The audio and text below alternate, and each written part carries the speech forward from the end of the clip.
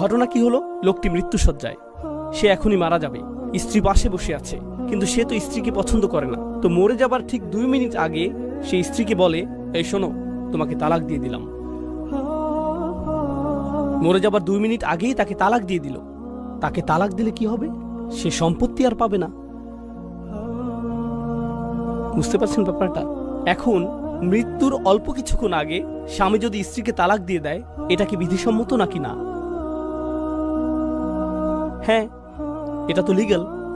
নিয়ম অনুসারে সেটা করতে পারবে, মুখে উচ্চারণ করবে, মৃত্যুর পরপরই তা কার্যকর হয়ে যাবে। কিন্তু এটা কি হিকমতের লঙ্ঘন হলো না? একদম ঠিক। এ কারণেই অতীতের ফকিহগণ বললেন যে এটা করতে দেয়া যাবে না, কারণ যদিও এটা দেখে মনে হচ্ছে কিতাবের ভিতরেই আছে, কিন্তু সেটা হিকমতের বিপরীত। বুঝতে পারলেন? আরেকটা কেস দেখাচ্ছি। একজন লোক তার ওসি